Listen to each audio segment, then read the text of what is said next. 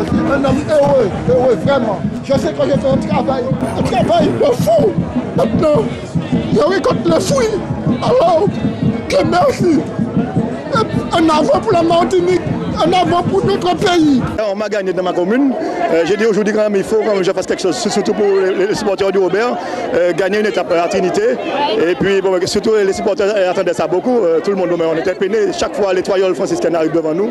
Alors aujourd'hui j'ai dit absolument il faut que je gagne une étape pour le Robert. Tous les joueurs encouragés, tous les joueurs encouragés, tous les joueurs encouragés, tous les joueurs à Selbia.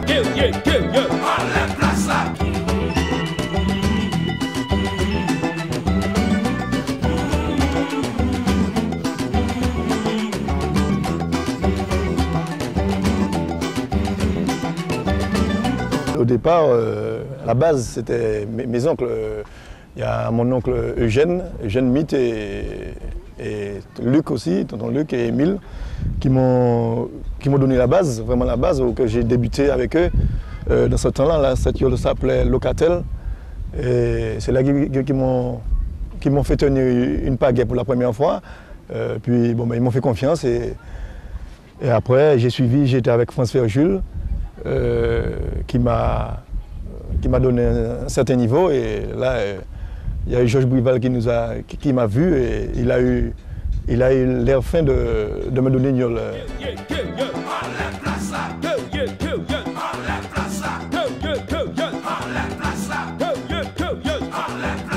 Je me donne entièrement, des fois jusqu'à 4 h du matin, je sors du boulot pour revenir faire 2 heures de sommeil, me réveiller à 6 h du matin et repartir tout de suite.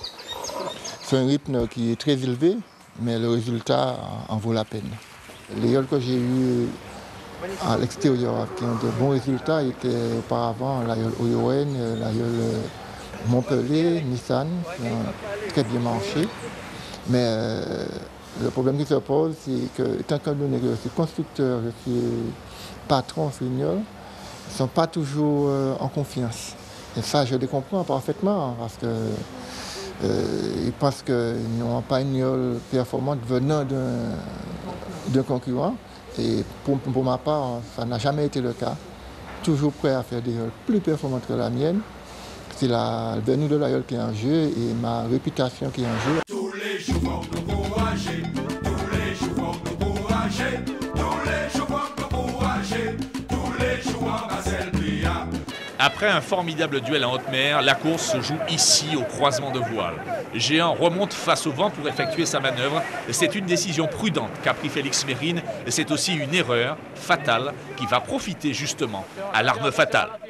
Georges-Henri Lagier, lui, prend le risque de passer en force. Sa vergue résiste et ça passe. Et bien sûr, ça gagne. Et c'est peut-être ça la différence entre Félix et Georges-Henri, la prise de risque. C'est fait, Rosette s'en va triomphalement. Géant sera condamné à pédaler doucement jusqu'à la ligne d'arrivée où il concédera plus de 3 minutes. Tous les joueurs encouragés, tous les joueurs encouragés, tous les joueurs encouragés, tous les joueurs à Selbia.